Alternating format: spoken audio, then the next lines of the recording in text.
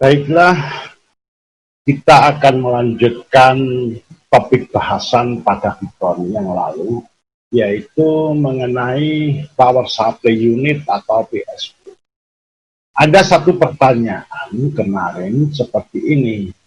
Ada suatu PC desktop yang sebenarnya kebutuhan dayanya itu rendah, katakanlah 150 watt atau 200 watt.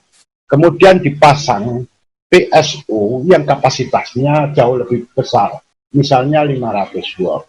Terus apakah kalau dia dipakai, misalnya listrik rumah tersebut 500 watt juga gitu ya, jadi yang ada di rumah itu, apa itu bisa? Apa nanti listriknya nggak mati atau jeglek gitu ya, dalam bahasa Jawa ya? Enggak. Jadi sebenarnya dia 500 itu menyesuaikan diri.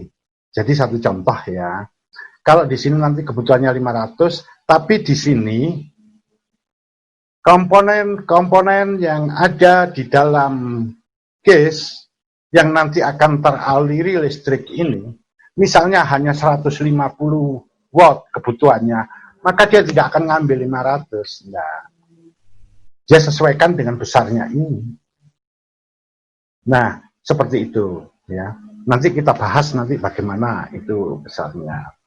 Nah, untuk power supply yang rendah-rendah itu biasanya untuk komputer-komputer yang biasa digunakan di rumahan, di kantor, di sekolahan, yang fungsinya nggak digunakan untuk kerja berat.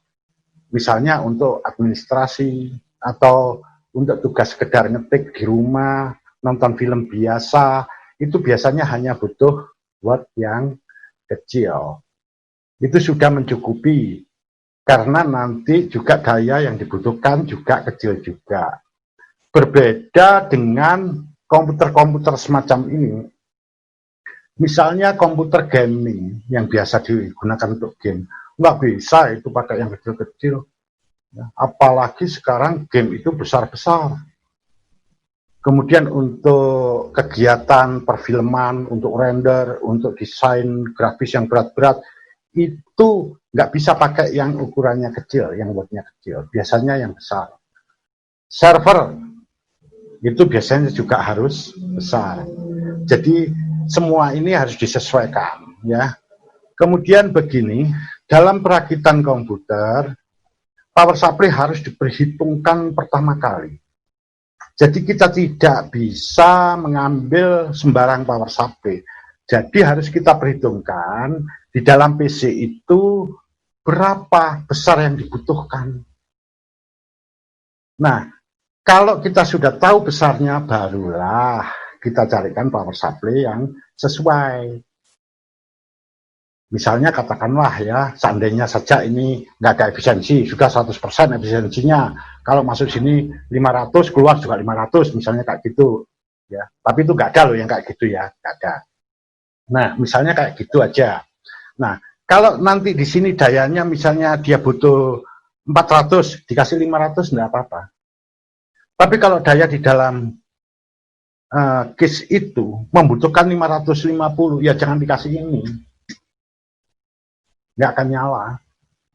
Contoh apa yang terjadi apabila kapasitas power supply lebih kecil dari yang dibutuhkan. Misalnya yang ada di case itu butuh katakanlah 400 watt, tapi power supply-nya 350 watt.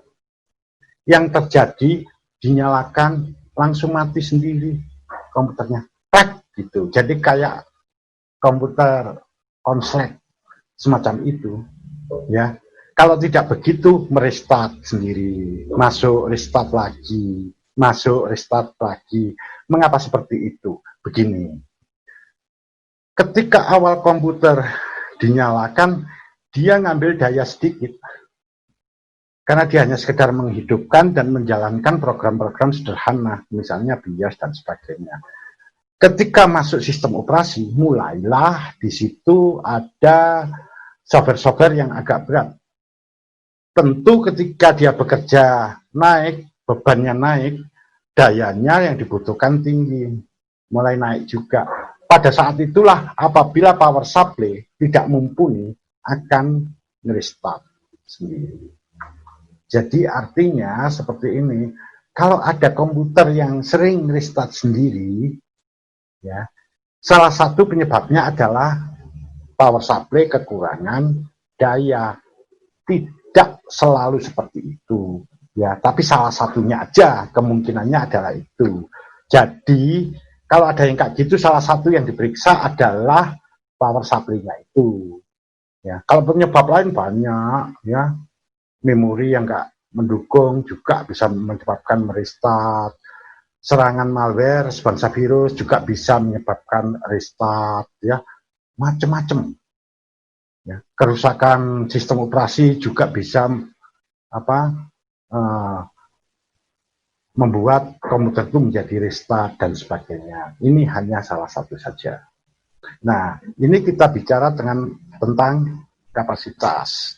Sekarang begini, banyak orang bicara semacam ini. Pak, kalau power supply dari luar, banyak itu dulu itu dijual second yang dari luar itu, ya, wattnya cuma 200, 250, kemudian 300, nggak ada tuh yang 500, nggak ada. Yang pernah saya ketahui paling tinggi itu 350. Sedangkan di Indonesia ini dijual paling rendah itu 400. Nah, ternyata yang dijual di Indonesia, katakan yang 500, masih lebih bagus yang 300 watt yang dari luar. Kalau dipakai yang 300 watt, komputer gak restart. Tapi ketika yang dipakai yang 500 watt yang dari Indonesia itu, dia merestart. Mengapa? Itu pertanyaannya. Baik, nah ini tadi kita bicara kapasitas, yaitu besarnya daya pada power supply ini. Sekarang saya akan berbicara efisiensi. Ini ada hubungannya dengan tadi, ya. Jadi sebentar. Nah, efisiensi PSU.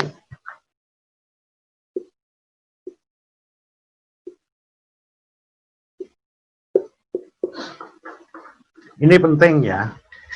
Misalkan saya berikan contoh, sebuah power supply dia dayanya tertulis 500 watt. Ini 500 watt. Kemudian efisiensinya misalkan 80%. Jadi ini efisiensinya 80%, ya. Berapakah daya yang dikeluarkan oleh PSU tersebut? Jadi seperti ini. Apabila dia ngambil maksimal daya di sini ini 500 watt, berapakah yang keluar di sini? Yang keluar di jalur-jalur ini apabila tingkat efisiensinya 80%. Maka bisa dihitung 80% dari nilai 500. Jadi seperti ini. Untuk outputnya, jadi daya outputnya, totalnya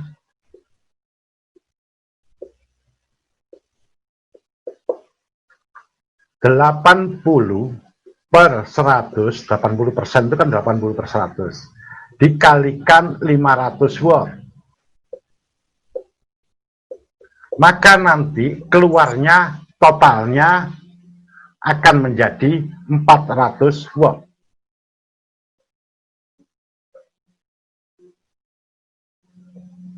Nah, power supply tadi yang ukurannya 500 watt masuk, keluarnya di sini hanya 400. Seperti itu kalau efisiensinya 80%. Nah,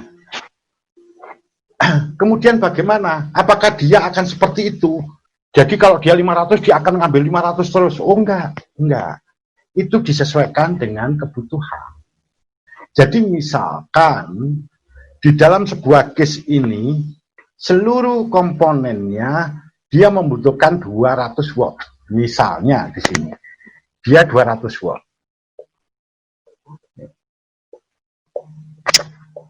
Maka jelas dia nanti ngambil listrik masukannya di sini, ini yang dari listrik di sini nih, nggak akan dia ngambil 500, enggak, disesuaikan dengan si ini. Jadi dia ngambilnya paling 250. Jadi dia ngambil 250 watt inputnya nih, input ya.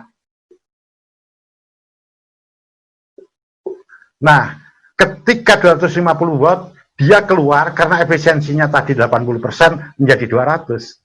Bukankah 80/100 kali 250 itu sama dengan 200 watt?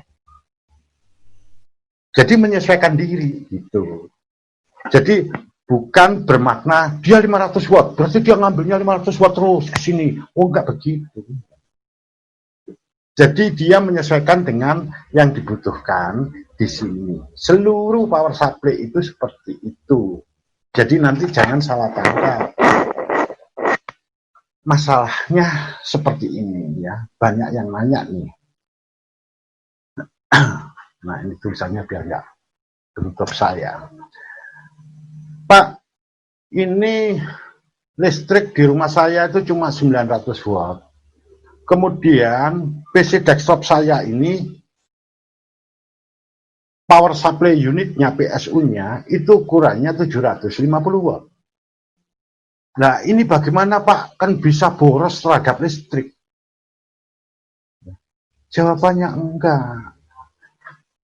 Anda pasang berapa watt pun, nanti dia ngambilnya itu menyesuaikan dengan kebutuhan yang ada di dalam case. Jadi bukan 750 lantas dia ngambil 750, enggak.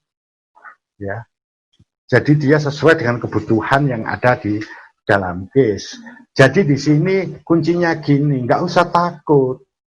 Jadi kalau ada PSU,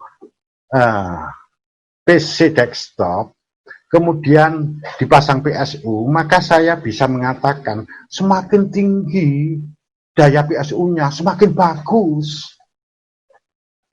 Kenapa? Soalnya nanti kalau pas dibutuhkan daya yang tinggi atau kita lakukan upgrade jadi mengganti prosesor yang lebih tinggi, kita nggak perlu lagi membeli PSU baru. PSU yang lama itu udah mencukupi. Jadi kalau dia lebih tinggi itu malah lebih bagus. Sayangnya yang ada di Indonesia itu sering dipres.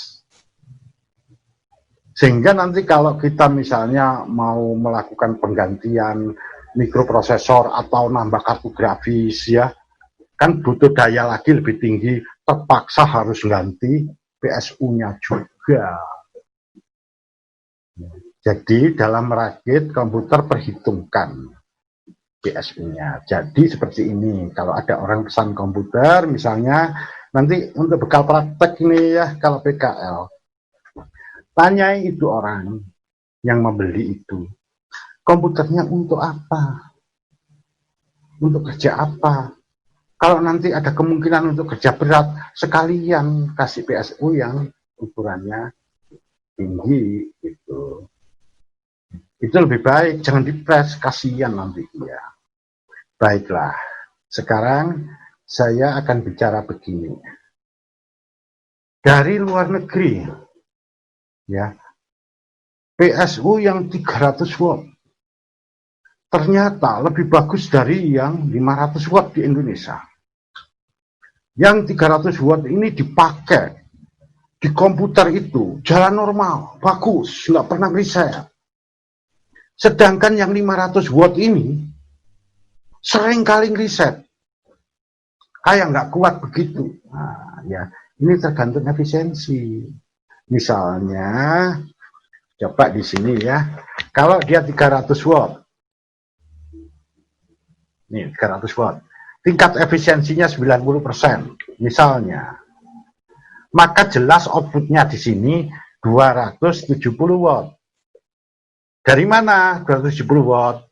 Ya 90 per 100 kali 300. Nah, sedangkan nanti yang 500 watt ini,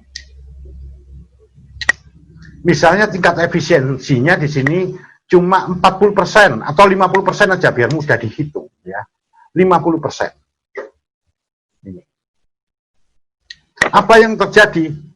Keluarnya nanti cuma 250 watt. Nah, kalau di dalam case PC itu membutuhkan daya 260 watt, mana ini yang bisa dukung? Yang atas. Karena dia keluarannya 270, yang bawah cuma 250, gak cukup. Jadi jangan melihat ininya. Ya. Jadi yang dilihat itu selain nilai ini, tingkat efisiensinya.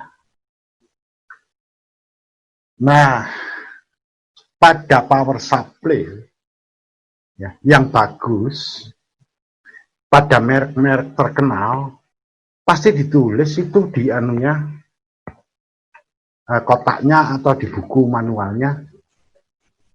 Di situ ditulis efisiensi sekian persen. Ada tulisannya. Tapi yang murahan itu ya, yang kualitas rendah yang banyak dijual di toko-toko murah-murah itu, nggak ada tertulis. Kadang-kadang dosnya aja nggak ada. Kalau ada dosnya, nggak ada tulisan efisiensi. Nah, untuk semacam ini silahkan diukur sendiri nanti. Ya, diukur pakai klemeter, ya, atau apa aja lah alat untuk mengukur itu, akan kelihatan tingkat efisiensinya. Jadi yang di pasaran yang murah-murah itu efisiensinya rendah ya. Normalnya sih dia sekitar 70 sampai 80%, tapi kalau untuk server itu biasanya sampai 90%. Produk-produk PC yang buatan luar, buatan pabrik resmi seperti Acer, IBM, Dell, itu rata-rata power supply-nya itu tingkat efisiensinya di atas 80. Ada yang 90, 80 gitu. Kalau yang beredar di pasaran di Indonesia yang dijual umum, yang murah-murah itu, ya saya sendiri bingung, kadang-kadang 50% atau lebih rendah bisa jadi. Nah, kemudian ini saya ceritakan tingkat efisiensi dan bagaimana efeknya terhadap PSU itu sendiri. Kuncinya gini, semakin tinggi efisiensinya, nilai efisiensi, maka semakin awet PSU itu. Dan PSU-nya dingin, tidak terlalu panas.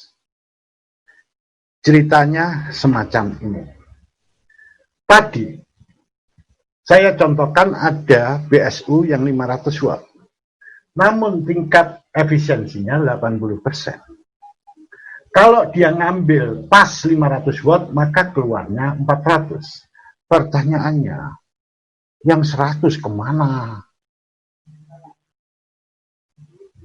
Yang 100 itu hilang dalam bentuk panas. Yaitu setiap komponen yang ada di dalam PSU itu juga butuh daya.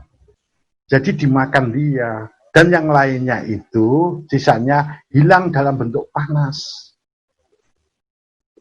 Nah, itulah sebabnya power supply pasti dipasang kipas yang gede-gede semacam ini. Ya, kadang di sini ini di sebelah di belakangnya itu, nah kayak gini nih ada lagi nih.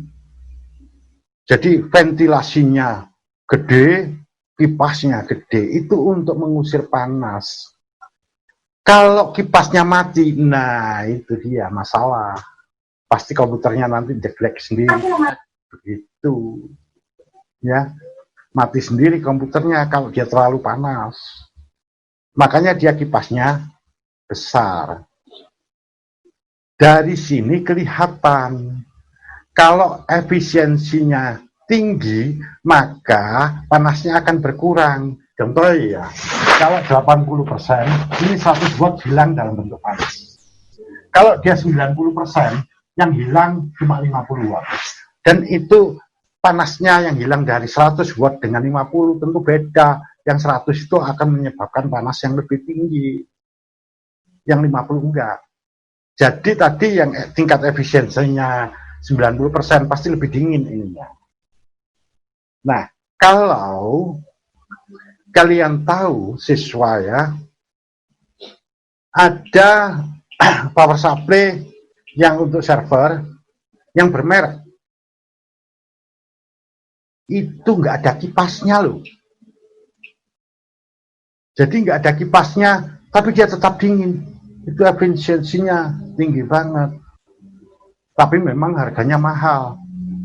Keuntungannya selain dia dingin, nggak bising. Sebetulnya bisingnya komputer desktop itu bising karena kipasnya. Ya kipas yang dari power supply atau kipas yang ada di atas heatsink, di atas prosesor itu. Dengan di sini kipas yang semakin kecil atau nggak ada kipasnya, kebisingan akan berkurang. Nah, itu sebabnya PSU yang tingkat efisiensinya rendah mesti mudah panas. Biasanya dipasang kipas yang gede dan kencang.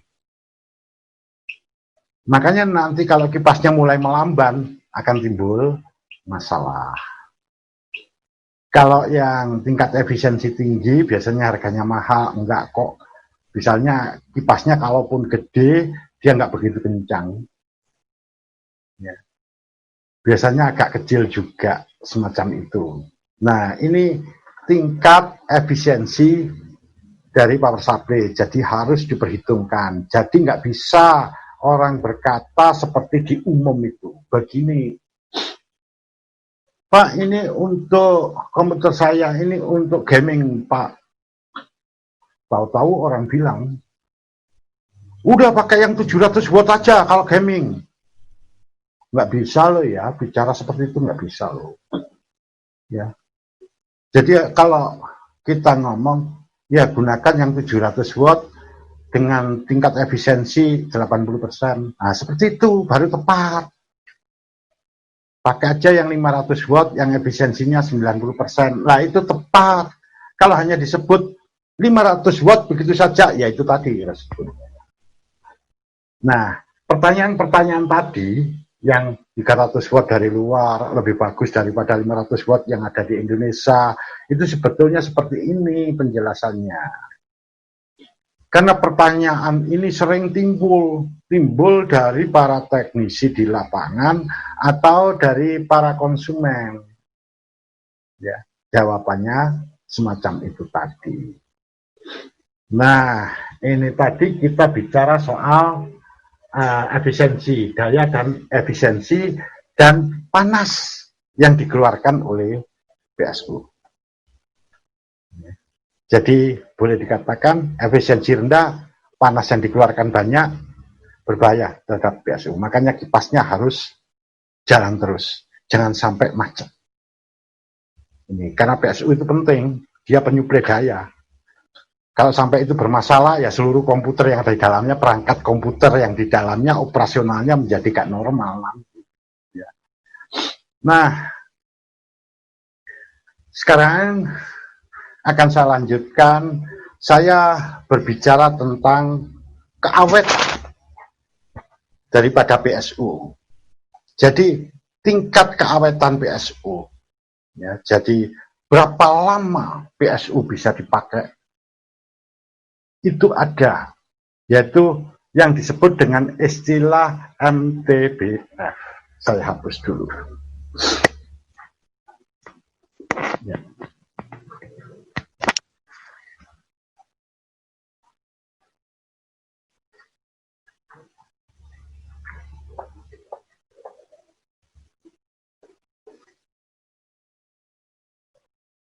Ini MTBF. MTBF ini singkatan dari mean time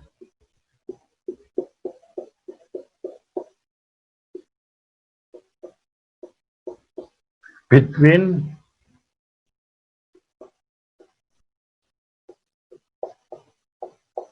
failure.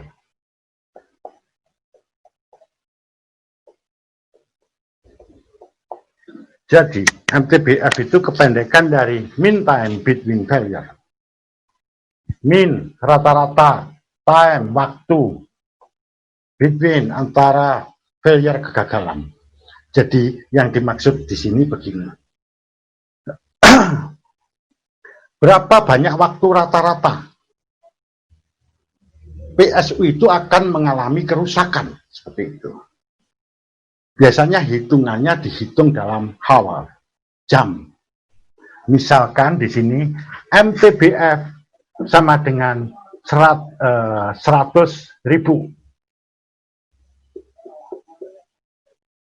Ini ya, jadi atau jam ini ya. Artinya di sini power supply itu pokoknya untuk pemakaian normal ya, bukan pemakaian nggak normal. Misalnya pemakaian nggak normal itu kayak gini, power supply-nya kotor karena banyak debu, ya itu tergolong nggak normal. Asalkan dia normal, dalam pemakaian normal, tetap bersih dan sebagainya, itu dia bisa digunakan sampai 100.000 jam. Setelah 100.000 jam pemakaian, kemungkinan dia rusak. Jadi hitungannya 100.000 jam itu seperti ini. Hari ini digunakan 5 jam. Ya sudah, dicatat 5 jam. Besok digunakan 10 jam. Nah, totalnya 15. Lusanya digunakan 5 jam lagi. Totalnya 20. Nah, begitu seterusnya, apabila sudah mencapai 100.000 jam, kemungkinan dia rusak. Ini yang dimaksud dengan MTBF. Tapi, apakah benar 100.000? Oh tidak, itu nilai rata-rata. Jadi ini mean time. Jadi bukan nilai absolut yang pasti, enggak. Ada kemungkinan dia masih 90.000 jam. Misalnya ya, nih 90.000 jam dia sudah mati, sudah rusak. Tapi ada kalanya dia sampai 110.000 jam baru dia mengalami kerusakan. Jadi 100 tadi nilai rata-rata. Coba kalau ini saya jumlahkan 200 dibagi 2, loh 100, seperti itu. Ya. Namanya ini benda mati ya, dan ini berdasarkan riset penelitian ilmiah seperti ini. Nah, kalau memang iya yang bermerek, yang terkenal, yang ikut standar internasional, memang nilai MTBF-nya seringkali 100.000 jam. Itu sebabnya dipakai sampai 10 tahun, 15 tahun, enggak masalah. Sampai-sampai seperti ini, power supply-nya ini yang sudah dibuang di luar negeri, ya, diambil dengan orang Indonesia tuh, dibawa ke Indonesia, dijual dalam bentuk second, bekas pakai.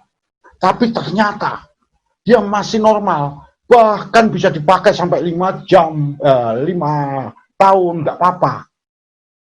Ya karena MTBF-nya tadi. Walaupun second dia lebih bagus. Nah, disinilah tadi ya, mengapa yang dari luar itu seringkali buat, itu faktornya gini, MTBF-nya tinggi. Yang kedua, efisiensinya tinggi. Ya, jadi efisiensi ini juga akan mempengaruhi MTBF, yaitu tingkat keawetannya. Kalau Anda membeli power supply bermerek seperti ini, jadi di dosnya ditulis berapa MTBF-nya, berapa efisiensinya tertulis. Tapi yang produk di Indonesia, ampun, dua-duanya nggak ditulis. Bahkan kita tanyakan sendiri, penjual tidak tahu. Kalau dia ngomong, ya kira-kira kalau 2 tahun itu bisa kira-kira gitu. Ya untung masih kira-kira, kalau kura-kura lah itu bingung saya ya. Nah itu masih seperti itu ya. Makanya murah-murah. Jadi kalau Anda ingin membeli power supply yang awet, perhitungkan 2 hal itu, yaitu tingkat efisiensinya dan MTBF-nya. Biasanya kalau MTBF yang tinggi, ya, itu bahannya, jadi bahan-bahan untuk membuat power supply seperti logamnya dan lain-lain sebagainya, itu yang berkualitas, biasanya gitu. Karena dia berkualitas, efisiensinya menjadi tinggi, akhirnya menjadi awet, tapi ya harga menjadi mahal. Kebalikannya, kalau bahannya kurang berkualitas, ya nanti efisiensinya pasti rendah dan harganya juga murah. Jadi kalau beli seperti itu aja. Jadi nggak peduli itu produk Indonesia atau produk luar, pokoknya kalau dia MTBF-nya tinggi dan efisiensinya tinggi, nah itu cocok dipakai. Jadi mulai sekarang kalau memilih power supply jangan hanya beli yang sekian watt, sekian watt, sekian watt, jangan ya. Spesifikasinya harus diperhitungkan dan ini penting untuk perakitan. Jadi sekali lagi merakit itu tidak hanya sekedar membongkar dan memasang. Harus diperhitungkan semua. Ya, kompatibilitasnya. Dan ini termasuk. Jadi nanti kompatibilitas PSU dengan motherboardnya. Kompatibilitas PSU ya dengan seluruh perangkat yang ada kebutuhannya. Jadi nilai TDP-nya harus diperhitungkan. Seperti itu. Ya, jadi nggak asal pasang sebenarnya. Kalau mau jadi perakit handal, harus paham teori ini, pengetahuan ini. Baiklah, itu tadi saya telah membahas tentang daya, kebutuhan daya. Kemudian tingkat efisiensinya dan nilai MTBF-nya. Sekarang saya akan berbicara mengenai konektor. Ya. Coba power supply-nya. Ini ya. Kemarin apa itu power IEC C14 ya. Oke, begini. Kalau kita menyebut konektor, jangan menyebut dengan kalimat yang membingungkan. Karena saya sering ditanya begini, Pak ini power supply saya bermasalah. Nah, itu kayaknya di konektor powernya itu Pak. Saya bingung, konektor power yang mana? Karena semuanya konektor di situ itu power, saya bilang gitu. Ya, itu loh Pak yang untuk power itu loh. Jadi itu yang mana lah kita nanya-nanyanya. Jadi itu ada sebutan-sebutan spesifik sebenarnya. Ya, contoh kalau yang untuk input ini konektor IEC C14. Kalau nggak salah begitu ya, IEC C14 namanya. Jadi kalau ngomong ya konektor IEC C14 atau C14 gitu. Atau konektor power input. Ya. Nah, orang nggak bingung ya kalau seperti itu. Tapi jangan hanya bilang power saja. Atau konektor power AC. Nah, itu memang ini ya. Tapi kalau yang bingung, konektor output banyak sekali. Jadi ketahui nama-namanya dulu ya. Jadi kalau seperti ini dia. Ini yang ke motherboard ya. Ini. Kemudian Nah, ini yang ke storage, ke media penyimpanan seperti hard disk, SSD, dan sebagainya. Ini konektor ini disebut dengan nama molek, konektor molek ya.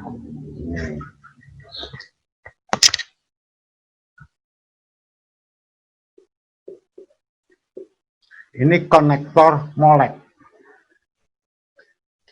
Hanya saja nanti yang gede ini molek berapa, ada kode angkanya. Ini molek berapa, ada angkanya, cuma saya nggak hafal. Ya. Kalau saya mengatakan mesti seperti ini.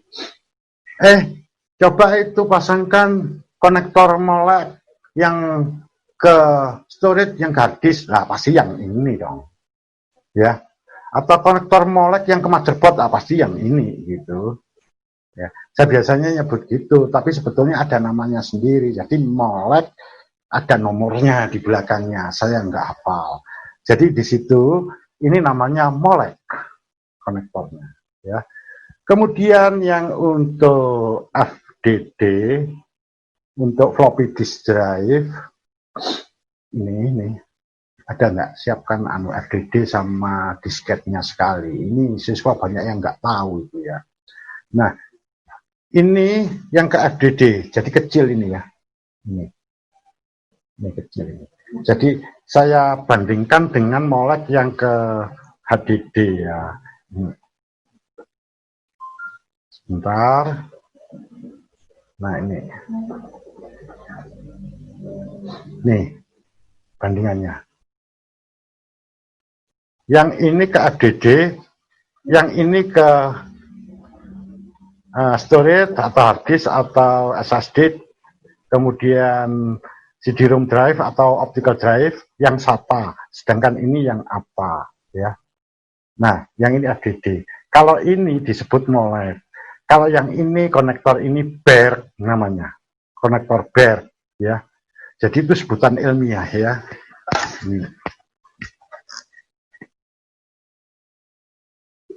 Bare. Nih. Jadi ini aturan internasional. Badan dunia yang bergerak di bidang elektronika yang memberikan aturan-aturan itu. Seperti nama C14, kemudian bare, kemudian molek dengan kode angkanya. Itu mereka contoh badan dunia yang mengatur itu adalah IEC dan IEEE. Nah, tentu kalau yang IEEE itu sudah banyak yang kenal tuh. Pernah dengar ya. Tapi itu apa? Nah, nanti aja.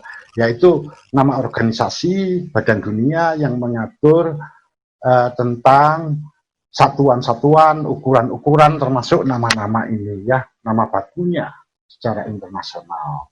Anggotanya itu dari seluruh dunia. Jadi kayak IEEE itu para ahli seluruh dunia dari berbagai negara kumpul di sana dan mereka menetapkan tugasnya menetapkan itu ya, sama dengan IEC seperti itu ya. Nah, ini tadi nama konektor yang itu ya. Nah, sekarang saya akan berbicara begini, power supply ini. Tadi yang ya, ini ya konektor bare itu sebetulnya untuk FDD. FDD itu kayak begini loh bentuknya. Nah ini loh ya. Jadi siswa banyak yang nggak tahu. Padahal ini begini. Memang untuk tingkat umum sekarang tidak digunakan, nggak digunakan. Tapi di tempat-tempat tertentu, di perusahaan tertentu itu masih digunakan. Ya, ada pentingnya. Saya sendiri nggak begitu tahu itu pentingnya apa. Kemudian disket itu semacam ini. Nah ini, ya tipis. Jadi di dalamnya itu ada piringan kayak hard disk tapi lentur. Ya, lentur kayak plastik gitu. Nah, nanti ini dimasukkan di sini nih. Nah, begini. Begini dimasukkan. Nah, masuk begini. Ya. Ini ada ejeknya untuk membuka. Nah, begini. Jadi ini dimasukkan begini. Nah, kalau membuka di sini ada ejek. Nah, dia keluar. Seperti itu. Ya. Nah, ini data disimpan di sini. Cuma ini isinya kecil banget. tidak ada 1 giga. Paling tinggi cuma 2,88 mega kali ya, saya lupa itu ya. Karena itu udah lama, saya sudah nggak pernah pakai. Tapi di tempat-tempat tertentu masih menggunakan yang semacam ini. Ini disket atau floppy disk. Kalau yang ini disebut floppy disk drive, disingkat FDD. Ya. Penggerak floppy disk drive itu penggerak ya, pengendali. Jadi pemutar gitu. Jadi ini adalah penggerak, pengendali, pemutar floppy disk ini. Floppy disk ini nama lainnya adalah disket. Nah, kalau di sini ada floppy disk, artinya disk yang lentur. Floppy itu lentur. Maka ada yang tidak lentur. Disk yang tidak lentur itu dia yang disebut hard disk, karena dia terbuat dari logam. Ya, ini hanya sekedar pengenalan aja supaya nggak bingung ya. Karena ini juga di musik ya. Kalau main keyboard, jadi bukan keyboardnya komputer, nah, ya kayak elektron gitu. Ya, itu masih banyak loh yang masih menggunakan disket. Gitu ya. Oke. Sekarang saya lanjut bicara konektor. Ada beberapa hal yang harus diketahui tentang konektor. Ceritanya begini. Awalnya dulu, konektor itu yang masuk di dalam untuk power motherboard itu hanya satu ini saja. Banyaknya 20 pin. Ya, ini yang tipe ATX loh ya, yang tipe AT yang jauh sebelumnya itu beda lagi. Itu enggak saya bahas. Karena komputernya juga sudah enggak ada. Ya. Tapi kalau yang 20 pin ini itu masih ada loh komputernya sekarang. Di beberapa tempat masih menggunakan. Ya, Pentium 4 itu ada yang masih 20 pin. Kayak begitu. Dan ini biasanya digunakan pada era-era komputer seperti Pentium, Pentium 2, Pentium 3 itu menggunakan power supply yang masih 20 pin. Itu disebut power supply ATX. Itu nama ilmiahnya. Jadi di sini PSU ATX. Kalau PSU kemarin sudah tahu power supply unit. Kalau ATX itu advanced technology extended.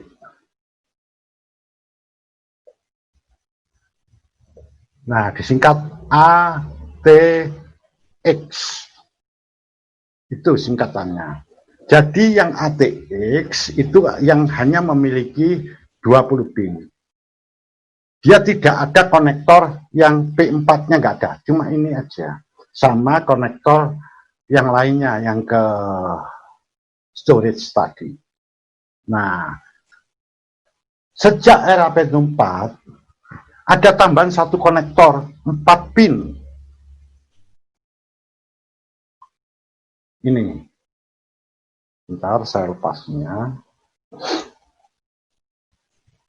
Ini. Ada konektor 4 pin ini. Ya, jadi ada 4 pin, ditandai kabelnya adalah kuningnya 2, hitamnya 2. Saya agak flu ya. Tapi yang penting bukan corona. Ya, flu biasa. Nah, ini konektor tambahan itu begini ceritanya. Saat itu ketika masih era Pentium 3 dan Pentium 4 yang pertama kali keluar, TDP prosesornya itu masih rendah. Nah, kenapa ya? Itu kemarin saya jelaskan TDP dulu ya. Karena nanti ke belakang itu ada urutannya ya. Kalau saya jelaskan di PSU dulu, nanti ketika saya bilang TDP nggak ngerti, ya makanya ada urutannya. Di sini era Pentium 3 masih menggunakan yang 20 pin ini. Itu karena prosesornya atau CPU-nya TDP-nya rendah. Kebutuhan dayanya masih rendah, sekitar 30 watt ke bawah. paling tinggi Pentium 4 versi awal itu kalau nggak salah 40 watt cuma segitu. Sehingga dia diambilkan dari power supply yang dari konektor yang ini aja yang nancap di motherboard itu nggak cukup. Nah, ketika masuk era Pentium 4 yang berikutnya, jadi yang tahap kedua berikutnya, itu mikroprosesornya atau CPU-nya itu kebutuhan dayanya tinggi. Jadi lebih dari 40. Jadi bisa 80 hingga yang tertinggi itu 115 kalau nggak salah ya. Bahkan nanti belakangan itu ada yang seperti Pentium D itu 130 watt. Itu hanya untuk prosesornya kok butuh segitu. Nah, kalau mengandalkan ini tidak cukup, maka diberilah konektor tambahan ini. Ya. Nah, konektor tambahan ini disediakan khusus untuk CPU, untuk mikroprosesor yang ini, yaitu yang kuningnya 2, hitamnya 2. Kalau yang ini untuk di motherboard semua. Jadi prosesor juga ngambil dari sini, jadi prosesor ngambil double ya, dari sini juga dari ini. Ya, yang ini khusus untuk tadi CPU atau mikroprosesor tadi. Ini untuk semua chipset, memori utama, chip-chip yang lain ngambilnya dari sini semua. Ya, kecuali prosesor. Selain ini ada tambahan ini dan ini khusus untuk prosesor. Nah, karena saat itu era Pentium 4, maka konektor ini dinamai konektor P4. Itu sejarahnya, historinya. Artinya konektor yang khusus digunakan untuk Pentium 4 saat itu. Namun akhirnya seluruh prosesor setelah itu tinggi-tinggi semua. Ya. Paling kecil kalau nggak salah itu 65 watt. Jadi tetap harus butuh ini. Nah, makanya dia disebut konektor P4. Nih. Atau lengkapnya konektor P4 4 pin begitu. Artinya ada 4 lubang di sini konektornya itu. Ya, jadi disebut konektor P4 atau konektor 4 pin. Nah, pada perkembangan berikutnya ternyata di sini kebutuhan motherboard juga semakin meningkat. Sehingga terpaksa yang tadi 20 pin yang ini ditambahi menjadi 24 pin. Nah, ini contohnya ini ada tambahan 4 ini ya. Ini bisa dipasang di sini. Nah, ini nanti dia menjadi jajar gini totalnya 24. Nah, ada tambahan 4 pin. Dan biasanya yang tambahan 4 pin ini lepas pasang, bisa dilepas dan pasangkan. Nah, ini saya pasangkan sudah. Kalau saya lepas juga bisa. Tujuannya dilepas pasang gini ini adalah agar power supply ini juga bisa digunakan untuk komputer-komputer tempo lalu yang masih menggunakan ini. Jadi ini aja, ininya nggak usah dipakai. Kalau dia 24 pin, ya ini dipasang. Nah, untuk membedakannya mudah. Ini. Kalau yang khusus untuk prosesor tambahan tadi, itu kabelnya kuning dan hitam. Kuning ini 12 volt. Ya. Kalau yang tambahan untuk yang 20 pin tadi, ini warnanya kuning, oranye, merah, hitam. Itu tambahnya di sini untuk membedakannya, supaya nanti nggak keliru ya. Ini untuk khusus prosesor, ini khusus untuk tambahan yang ke motherboard. Oke. Ada orang seperti ini. Dia memasang, ininya nggak dipasang, motherboard. Jalan sih jalan. Tapi nanti akan masalah itu. Sering restart, mati sendiri, dan sebagainya. Itu pernah saya jumpai. Saya tanya, kenapa ininya nggak dipasang? Memang nggak ada, Pak. Jadi itu power supply tipe lama. Iya Pak, tapi bisa digunakan sekarang. Itu walaupun 24 pin, sepasang yang 20 ini nggak masalah kok Pak. Ini sepasang ini nggak masalah kok.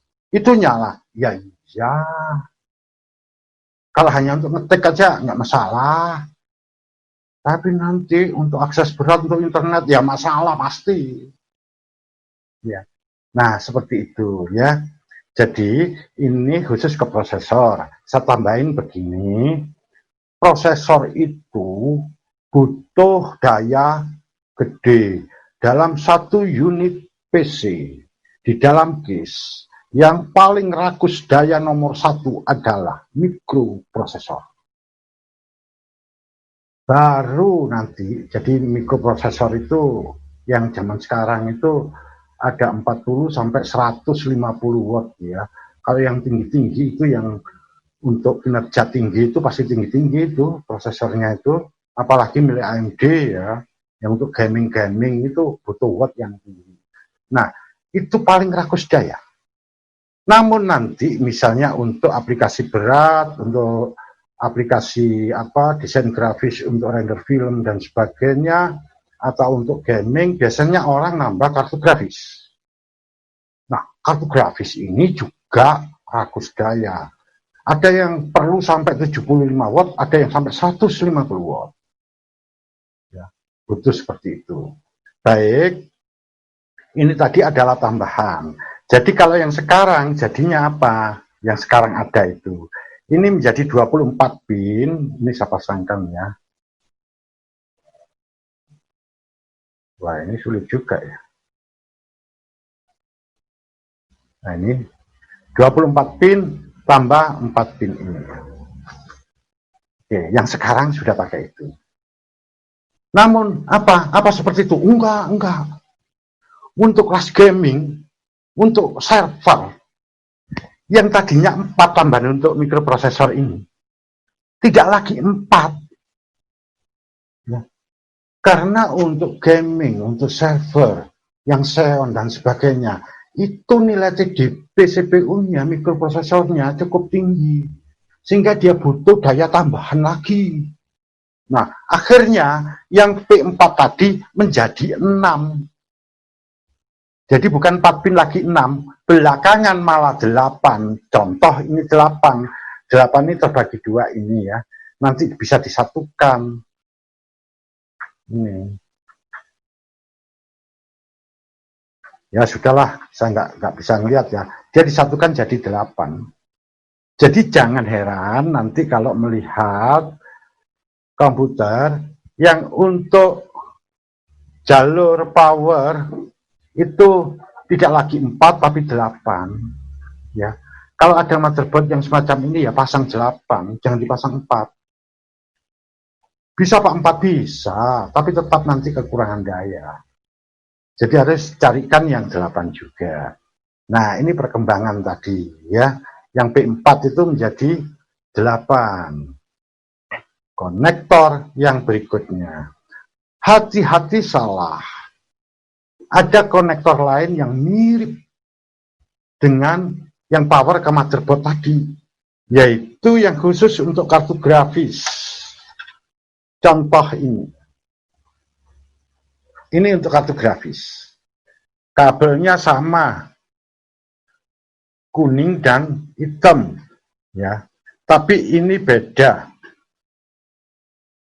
Nih, ya. Ini saya bedakan tadi. Nah, ini yang ke power ke motherboard, ini yang ke kartu grafis.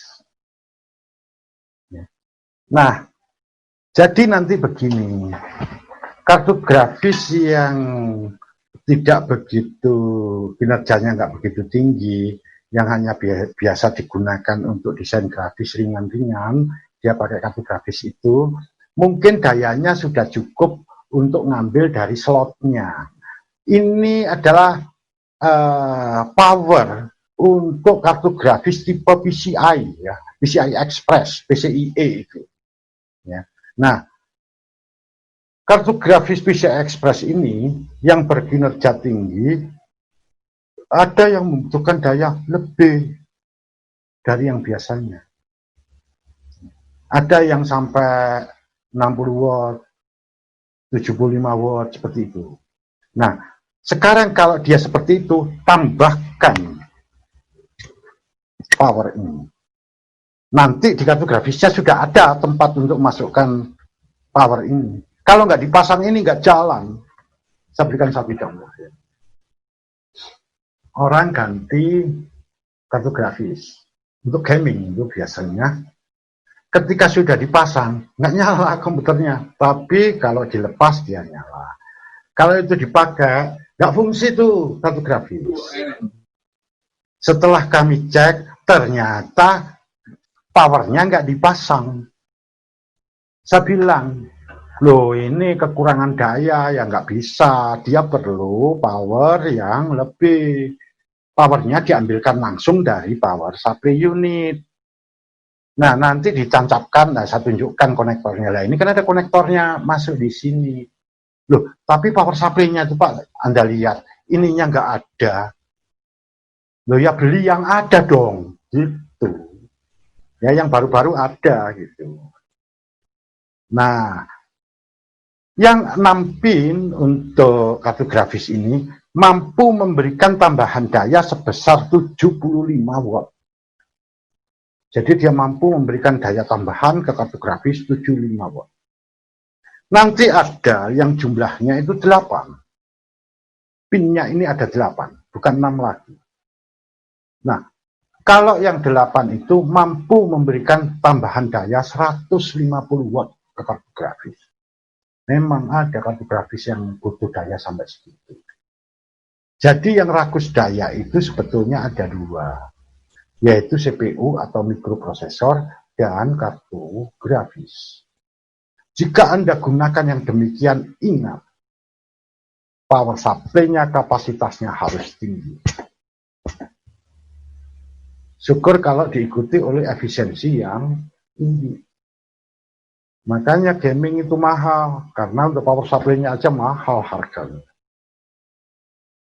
Nah, ini tentang konektor power tadi ya. Jadi tambahan power untuk perangkat atau komponen yang butuh daya tinggi biasanya diambil dari rail kuning, rail plus 12 volt, yaitu kabel yang dipakai biasanya yang kuning 12 volt. Prosesor begitu, kartu grafis juga begitu. Sebetulnya kartu grafis itu yang butuh daya tinggi itu apanya sih? Ya prosesornya sama. Kalau CPU itu kan prosesor pusat tuh. Kemarin sudah saya jelaskan. Di kartu grafis ada prosesornya yang disebut GPU, Graphic Processing Unit. Prosesornya bentuknya mirip seperti prosesor biasa itu. Ada core-nya juga. Nah, ini butuh daya tinggi. Jadi pemroses lah yang sering butuh daya tinggi, chip pemroses. Processing itu kan pemroses ya, pengolah. Jadi dua-duanya ini adalah prosesor yang butuh daya tinggi. Nah, ini masalah konektor dari power supply unit. Ini informasi tambahan. Nanti suatu saat kalau Anda PKL atau terjun langsung di lapangan ya, hati-hati berhadapan dengan komputer-komputer yang berasal dari luar negeri langsung. Jadi biasanya di Indonesia itu ada ya contoh untuk tenaga kerja kita yang ada di luar negeri. Jadi TKI, tenaga kerja Indonesia ini ya, pulang dia membawa oleh-oleh komputer dari sana. Itu sering itu ya. Yang sering itu saya lihat itu dari Hong Kong ya, dari Arab Saudi, kemudian dari Jepang, bahkan sebagian dari Amerika. Itu mereka membawa komputer yang dari sana. Bukan laptop, tapi desktop yang dibawa. Kadang-kadang printer juga. Nah, hati-hati berhadapan dengan komputer itu. Kalau sudah ada di Indonesia ya, kalau mau coba dan Anda melihat kok ini bukan komputer rakitan Indonesia ya? Atau komputer bermerek tapi kayaknya bukan untuk Indonesia ya? Nah, tolong dicek dulu di power supply-nya. Jangan langsung ditancepin listrik. Ini sudah kejadian berkali-kali itu, ya. Nah, di sini ada tulisan itu. Nah, itu kelihatan ya, misalnya. Itu ada 220 volt tegangannya. Nah, Indonesia memang 220 volt. Tapi nanti kalau komputer itu yang dari Kanada, dari daerah Amerika sana, ya, Hong Kong, ya, kemudian lain-lainnya, itu voltasenya 110 loh. Jadi nanti kalau dibawa ke Indonesia, tahu-tahu ditancepin, ya terbakar ininya. Ya, dan itu banyak kejadian. Ketika dibawa ke kami kok sudah bau kayak ada yang terbakar gitu ya. Nah, jadi ditaruh gini aja dari sini gitu terasa gitu kayak ada bekas terbakar. Setelah kita cek ya memang terbakar. Di sini ada tulisan 110 volt. Ketika kami tanya dari mana komputer ini, oh saya bawa dari Hong Kong misalnya gitu. Karena voltase di sana itu 110 volt. Indonesia dulu juga 110 ya, tapi sudah diubah menjadi 220 semua. Jadi ini penting. Jadi harus dicek dulu di belakangnya itu. Kemudian kadang-kadang di dalam power supply ini ada saklar. Kemarin itu ada itu ya, yang lama itu ya. Itu ada saklar di sini. Saklar itu nanti bisa digeser ke kanan dan ke kiri. Kalau dia digeser ke kiri, mungkin ya, lupa saya, itu voltasenya untuk 230.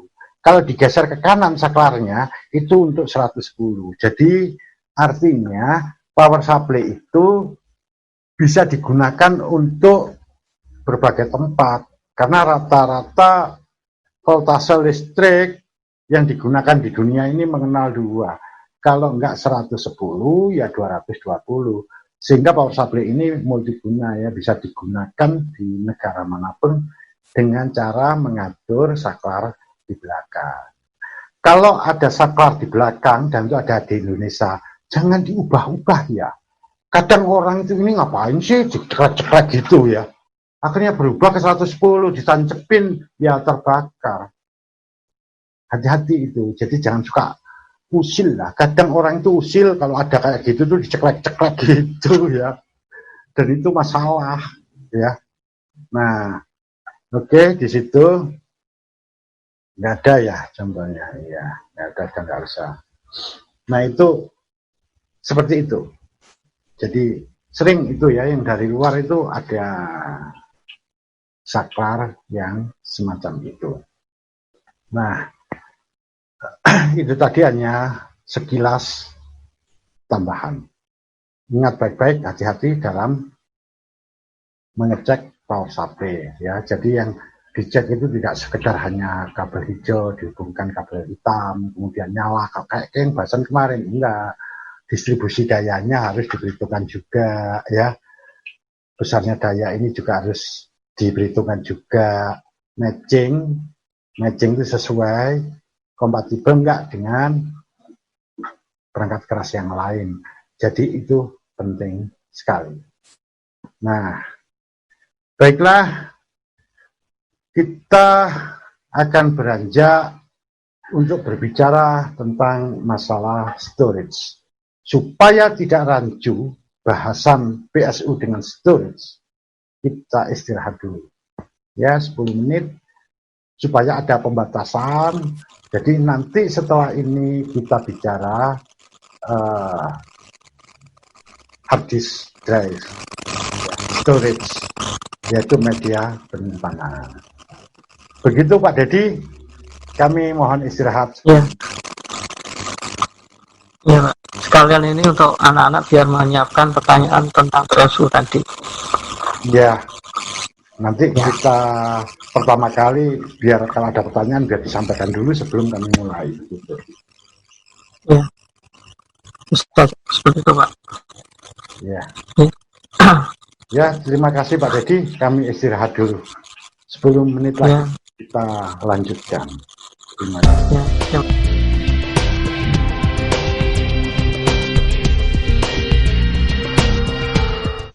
Bagaimana Pak Dedi? Suara saya bisa didengar Pak Dedi? Alhamdulillah sudah terdengar Pak, suaranya jelas. Ya, baik. Saya lanjut. Tadi ada kekurangan sedikit. Saya memberikan informasi tentang power supply. Jadi power supply yang disebut tipe ATX itu tadi yang cuma 20 pin. 20 pin tanpa konektor P4. Itu disebut power supply ATX. Sejak dengan munculnya konektor P4 ini, maka namanya adalah ATX 12V, begitu sebutannya. Jadi kalau yang 20 pin itu sebutannya hanya ATX. Ini yang 20 pin. Sedangkan yang sudah dilengkapi konektor P4 itu disebut ATX 12V. Tulisannya begitu biasanya di power supply-nya. Ini bisa 20 pin, bisa juga 24 pin. Ini. Dia disebut 12V karena yang tambahan, ini tambah P4 ya, ini tambah P4, disebut 12V karena yang P4-nya ini kabelnya adalah yang kuning, yaitu 12 volt besarnya dan ground hitam. Makanya dia ditulis 12V. Sedangkan power supply yang 12V ini sebenarnya ada berbagai versi. Ya, tapi nggak kami jelaskan di sini karena perbedaan versi itu nanti perbedaan jenis konektor aja ya. Jenisnya ada tambahan-tambahan begitu. Nah, itu ada versi 10, kemudian versi 2.01, 2.02, kemudian 2.1, 2.2 begitu. Seterusnya. Versi-versi ini kadang tertulis di labelnya, kadang-kadang tidak tertulis di labelnya. Jadi ini juga akan ada terlibat penghitungan sebenarnya, tapi nanti kalau ini saya jelaskan lebih detail nanti makan waktu lama. Jadi nanti aja kalau ada sisa waktu nanti kita bahas belakang.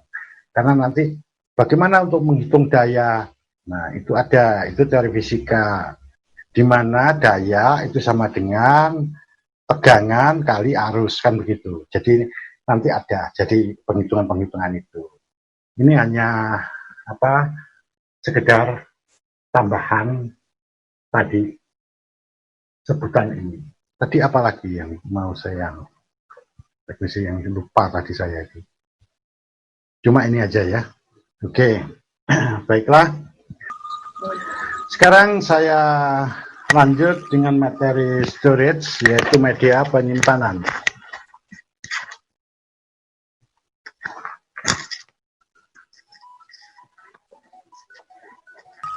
Saya tunjukkan 2 buah harddisk. Yang ini adalah harddisk biasa untuk PC desktop atau server, sedangkan yang ini adalah untuk laptop. Sebetulnya perbedaan di antara keduanya ini hanyalah fisik, perbedaan fisik. Tentang teknologinya sama saja. Nanti di situ. Nah, kalau kedua harddisk ini saya buka, maka akan terlihat semacam ini. Jadi sama saja, ya, hanya ukuran fisik maksudnya yang berbeda. Saya ambil salah satu saja, saya perkenalkan nama-nama daripada perangkat yang ada di sini. tempat hard disk, yaitu yang ini nih, tempatnya ini disebut case atau kotak pembungkus. Orang lebih mengenal dengan nama casing. Jadi sama, di PC laptop ada casing ya, sebetulnya namanya yang tepatnya case. Ini saya perjelas saja di sini supaya nanti kita nggak salah tangkap ya. Bacanya ini case, kayak ada y-nya gitu di belakang, case gitu. Soalnya nanti jangan sampai salah dengan istilah ini. Ini nanti ada di prosesor ini. Ya. Ini bacanya cas. Ya, cas bacanya ya. Jadi tergantung mau ikut yang British atau American. Ya, jadi lebih banyak dibaca cas. Kalau ini case. Oke, supaya nanti kalau ada pertanyaan saya nggak bingung. Nanti orang bilang, Pak itu case L2-nya gimana? Waduh, ini apa ini? Ya, saya bingung ya. Jadi kita ambil dulu. Baik. Case artinya kotak pembungkus. Kemudian bagian kedua, piringannya ini. Disinilah data disimpan, di piringan ini. Piringan ini bisa berputar. Piringan ini yang dikenal dengan disk tadi. Ya, disk kalau diartikan itu cakram atau piringan yang bentuknya bulat, itu disebut disk. Tapi di sini di dalam hard disk ini lebih dikenal dengan nama platter.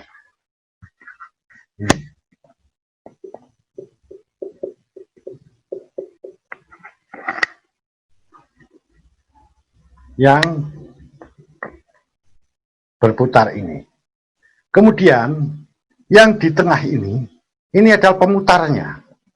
Dialah nanti yang memutar platter ini. Pemutar ini sebetulnya terdiri dari kumparan-kumparan. Kalau kita lepas ada kumparan-kumparan kecil yang cukup banyak mengelilingi di situ. Dialah yang memutar ini. Dalam bahasa aslinya di sana ini yang disebut spindle. Atau di Indonesia kan kumparan.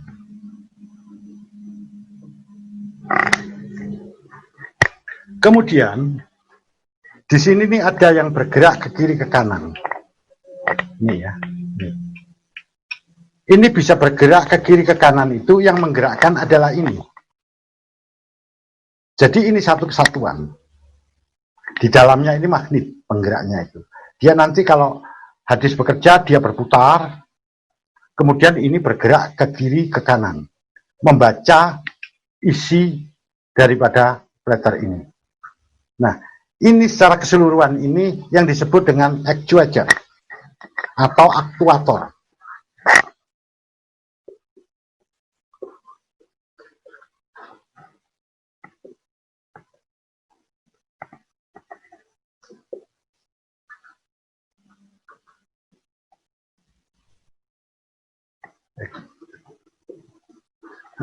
Kemudian yang ini, jadi gagangnya ini ya, itu disebut actuator arm, lengan aktuator atau lengan penggerak. Kalau di sini yang tengah ini actuator axis, sendi penggerak, as yang tengah ini. Ya. Nah, di ujung ini ada head, yaitu kecil sekali. Itu adalah alat untuk baca tulis. Disebut read write head atau mata baca tulis. Ini tulisannya. Read write head atau mata baca tulis kalau diindonesakan.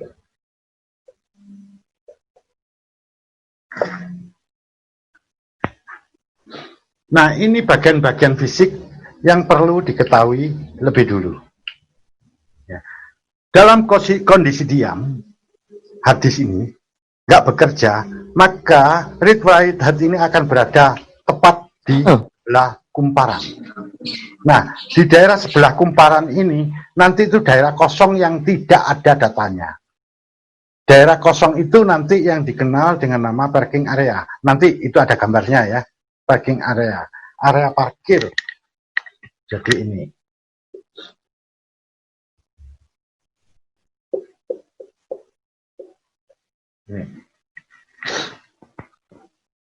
Dan itu nggak terlihat memang di sini. Nah, ini perlu diketahui lebih dulu nama-nama ini. Saya ingatkan ya, sekarang saya bicara tentang masalah teknisnya ya. Begini, ketika komputer nyala, maka dia akan berputar. Ketika dia berputar ini, pada kecepatan standarnya, nanti ada yang disebut RPM, ya,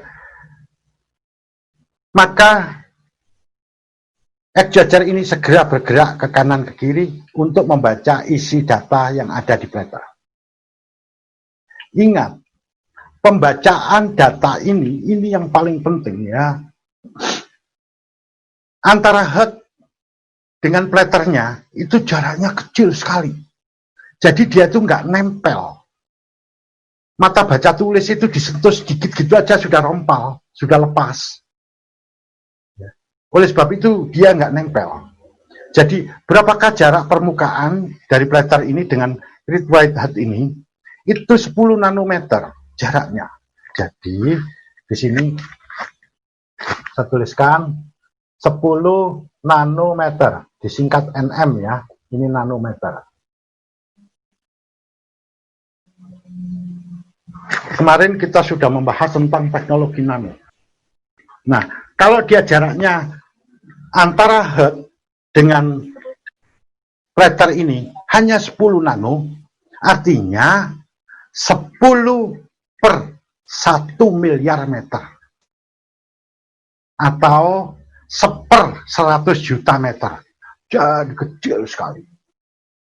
Di dalam buku panduan teoritik, itu diumpamakan semacam ini. Seandainya ini permukaan platter dilihat dari samping, dan ini adalah headnya, ini gagangnya, ini head yang tempat bacanya, maka jarak antara head dengan permukaan inilah yang 10 nanometer. Kalau diumpamakan itu sampai begini, ini loh yang nanti akhirnya orang salah sangka ya, katanya asap rokok merusak komputer itu. Ya, itu berawal dari begini, dulu masih pertama kali hard disk itu keluar, ya, itu diceritakan seperti ini. Seandainya ada orang merokok, kemudian satu butir asap, jadi asap rokok satu butir, itu kan kecil sekali. Nah, itu diumpamakan 3 butir asap sudah mampu menyumbat itu. Ini sebetulnya hanya pengandaian untuk membandingkan betapa kecilnya jaraknya itu, betapa dekatnya. Nah, digambarkan juga 1 butir debu yang paling halus itu akan merusak hadis ini. Jadi kalau 1 butir debu yang paling halus sebesar ini, 1 butir sudah bisa merusak. Itulah orang akhirnya salah ya ketika kita bicara kayak begini terus diajarkan ke orang lain, itu asap rokok bisa menghancurkan komputer, akhirnya orang tidak boleh merokok di depan komputer.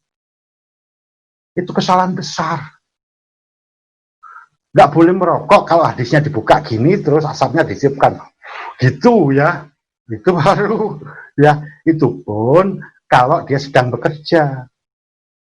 Tapi hadis kan nggak mungkin gitu, dia selalu tertutup rapat. Apalagi di dalam nggak mungkin asap rokok di situ. Nah ini cerita kenapa orang asap rokok bisa gini, ini waduh udah nyebar di mana-mana ya sampai bingung. Jadi dulu itu teorinya sebetulnya semacam itu hanyalah suatu penggambaran ilustrasi betapa kecilnya jaraknya. Nano itu artinya miliar ya, 1/1 miliar. Jadi kalau 10 nanometer ya tadi 10/1 miliar meter itu jaraknya. Itulah penyebabnya. Komputer itu rentan guncangan. Nah, ini yang tujuan utama saya mau cerita tuh di situ. Masalahnya seperti ini. Ini nanti kalau berputar, kecepatannya itu dikenal dengan nama RPM. Ya, jadi ini kecepatan putarnya itu, bentar ya, saya hapus nih, ini udah penuh nih.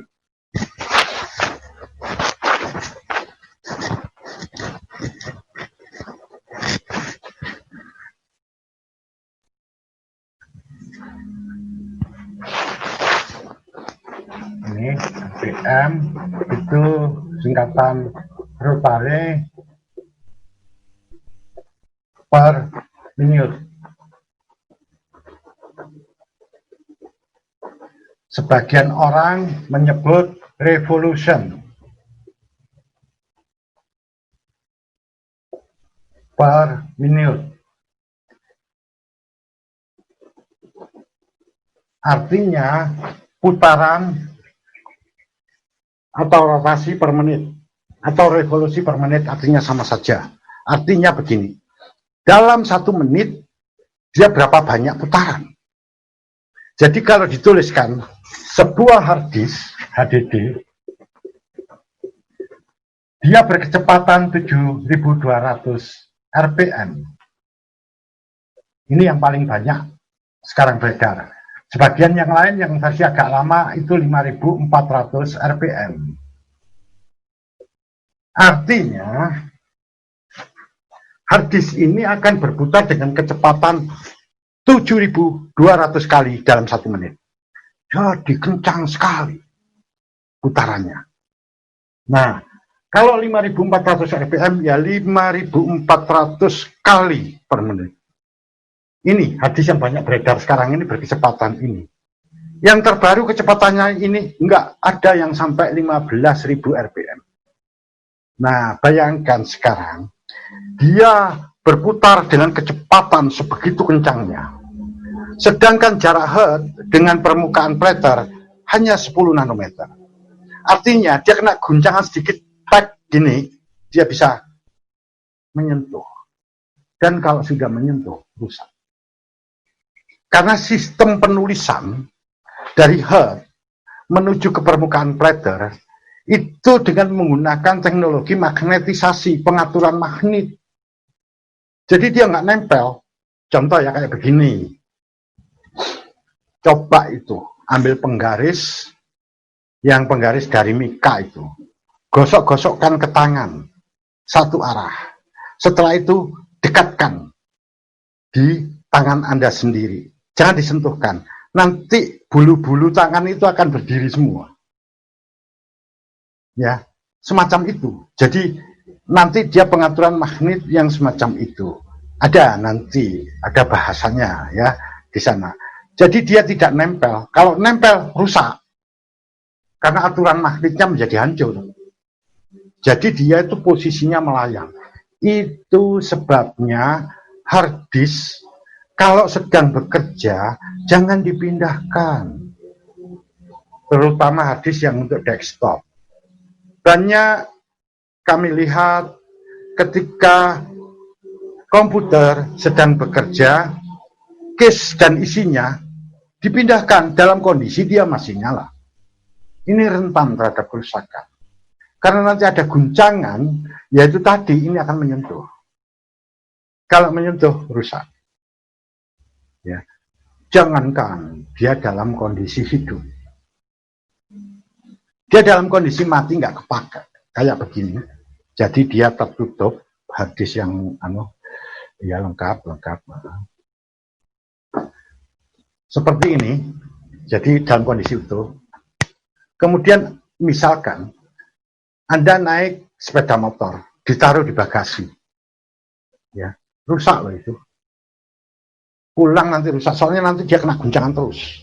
Ketika kena guncangan, ini bisa gerak-gerak ini, gerak-gerak sampai kena ke platernya, ya. Akhirnya dia nggak bisa digunakan. Itu sering terjadi. Orang beli hard disk di toko, dicek di toko, nggak apa-apa. bawa pulang karena pembawaannya seperti itu, di rumah dicek sudah tidak bisa. Ini juga sering, ya. Makanya hati-hati membawa perangkat yang ada hard disknya. Dia rentan terhadap guncangan. Walaupun ada promosi disebutkan hard disk sekarang tahan terhadap guncangan, lebih tahan terhadap guncangan. Bukan berarti dia kalau kena guncangan keras dia nggak rusak, enggak. Maksudnya lebih tahan dari yang dulu, tapi tetap saja rentan. Contoh ya, kami pernah uji coba. Tentu hard disk yang sudah nggak kepakai, ya maksudnya dia sudah ada bad sector ya, sudah ada kerusakan tapi masih normal gerakannya. Kami jatuhkan jarak 30 cm ke lantai, rusak kok. Langsung nggak jalan. Nah, itu tadi saya ingin menggambarkan itu. Ingat, karena ini adalah bahasan kita ini tertuju pada troubleshooting, tertuju nanti pada PKL, supaya anak PKL tidak sembarangan. Ya, itu seperti itu. Jadi satu musuhnya dari hadis itu adalah guncangan. Ini saya tekankan dulu, soalnya nanti di PKL Anda akan berhadapan dengan itu. Kami yang ada di dunia usaha, yang dipakai praktek anak-anak, salah satu perangkat yang sering rusak adalah hard disk. Kenapa ya? Karena mereka nggak memahami yang gitu. Ya, akhirnya sembarangan. Itu satu musuhnya guncangan. Yang kedua, kalau dia putarannya semakin cepat, jadi kalau RPM-nya semakin tinggi, otomatis dia semakin cepat panas. Karena gerakannya tadi. Ya. Nah, karena ini tertutup, maka panasnya ada di dalam. Biasanya nanti kalau dipegang hangat, itu bisa merusak komponen-komponen elektronika yang ada di sini, termasuk yang ada di belakang ini. Itu sebabnya hadis-hadis yang berkecepatan tinggi, maksudnya putarannya tinggi, RPM-nya tinggi, sebaiknya di belakangnya ini dipasang kipas hard disk untuk membantu pendinginan agar tidak cepat rusak. Bagaimana kipas hard disk? Seperti ini. Ada kipas. Ya, tolong diambilkan. Ya. Oke. Ini kipas hard disk. Jadi nanti ini akan dipasang di belakang seperti ini. Kemudian ini ditancapkan ke power supply. Ya. Nah, ini akan membantu mendinginkan.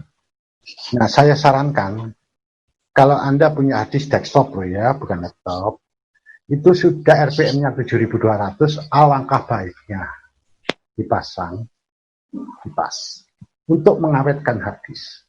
Kasus-kasus yang terjadi, hard disk yang semacam ini setahun, 2 tahun, atau kurang dari setahun sudah rusak, itu karena masalahnya satu, tidak dipasang. Memang dia nggak akan rusak dalam tempo singkat. 1 bulan mungkin nggak rusak, 2 bulan nggak rusak. Dalam tempo lama dia akan rusak. Jadi panas itu merusak.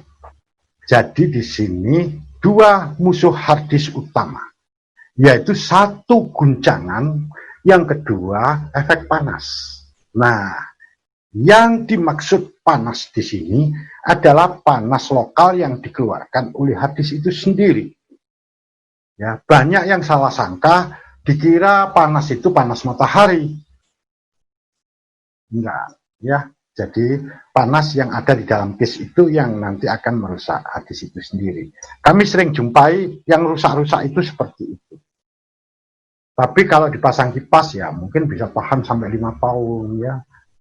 10 tahun bisa, asalkan nggak kena guncangan aja. Nah, seperti itu. Ini saya tekankan di awal, supaya nanti kalau dalam praktek sudah mulai hati-hati. Jadi kalau mau memindahkan komputer yang masih aktif bekerja, di shutdown dulu. Setelah di shutdown baru di pindahkan, jangan langsung angkut. Ya. Ada cerita seperti ini. Anak PKL diperingatkan, itu ada harddisk 1 dus isi 20. Ya.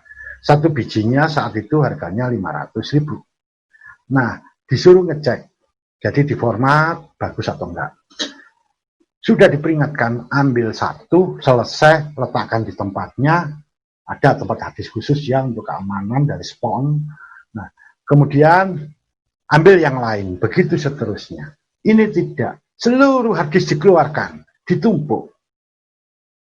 Ketika itu tersenggol, ditumpuk di atas meja, tersenggol, jatuh semua. Tidak ada satupun yang selamat. 10 juta habis dalam tempo singkat.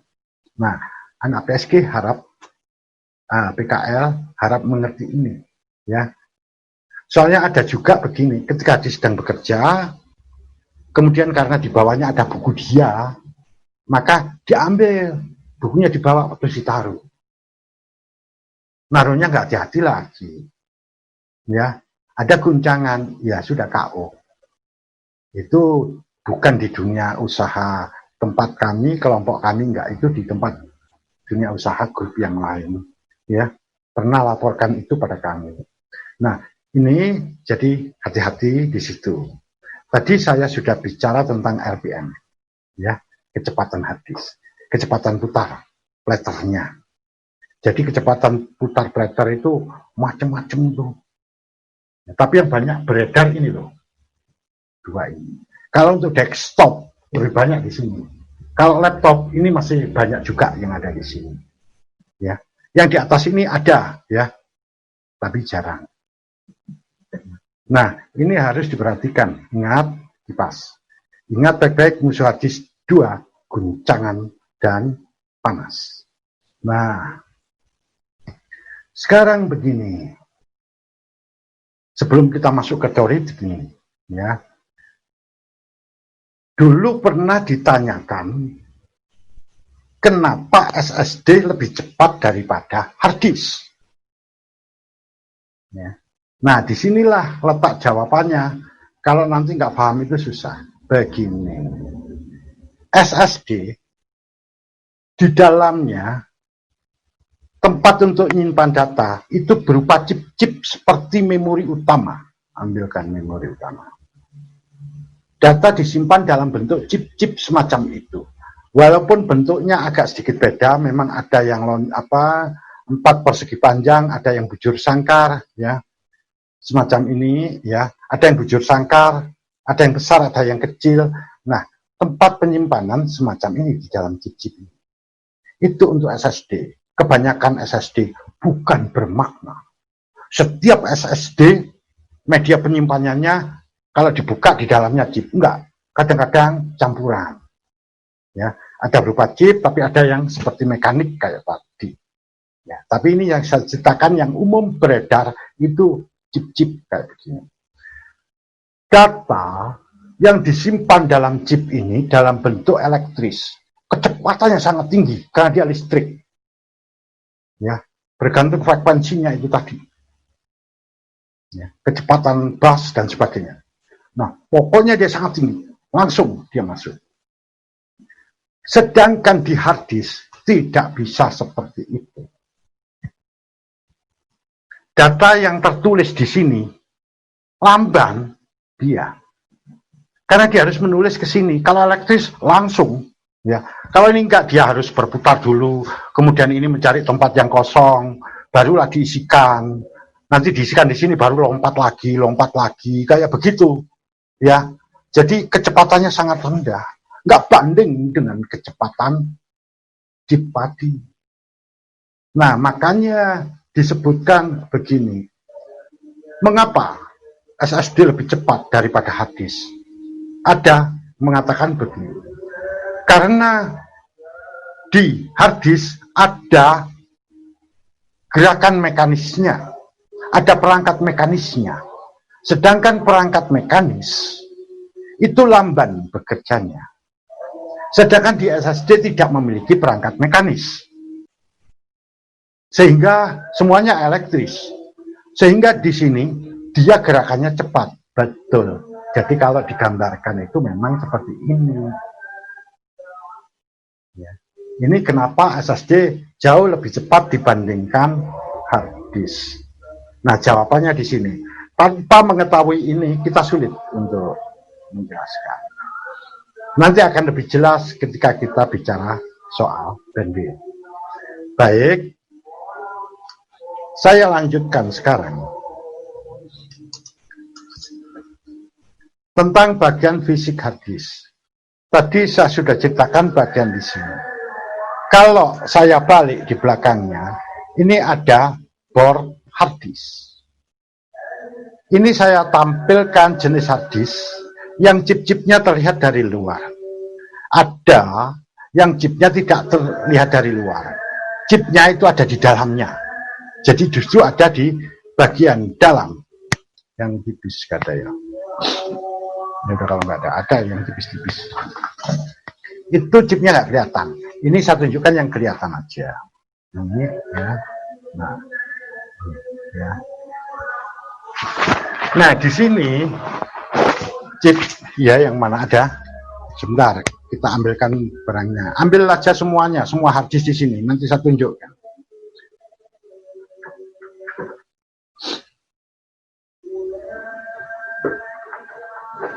Ya sebentar, saya pilihkan hard disk. Udah ambil aja sembarang sini. Berikan ke saya. Ya, yang lain lagi yang kayak begini. Ya itu aja sudah langsung. Ya itu kemana-mana. Nah, ini contoh ya, chipnya terlihat. Ini contoh yang chipnya tidak terlihat. Ya, nah, jadi chipnya itu ada di dalamnya itu. Baik, saya tunjukkan.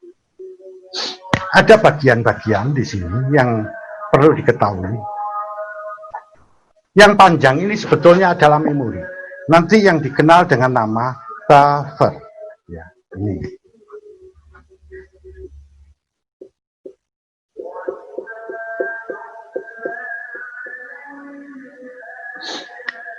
Kemudian yang kotak besar ini yang disebut dengan controller.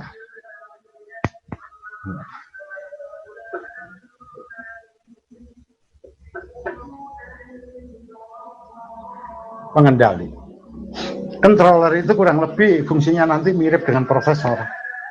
Jadi dialah nanti yang mengendalikan baca tulis hard disk itu. Jadi bagaimanakah data yang diterima dari luar hard disk, dari komputer, itu nanti setelah masuk ke hard disk, semua yang mengatur sejak dia masuk ke hard disk adalah controller ini.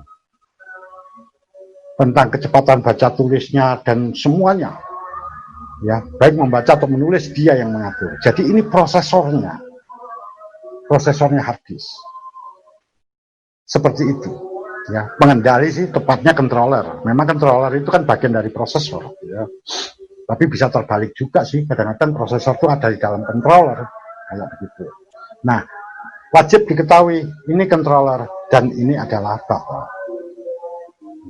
Nah, fungsinya bagaimana? Begini.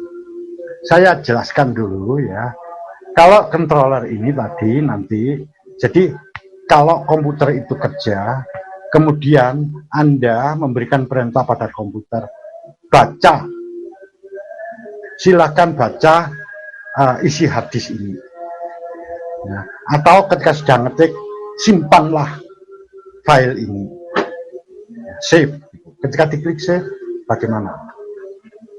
Langsung di situ prosesor ngasih tahu chipset. Ini yang model sekarang loh ya, kalau model dulu beda.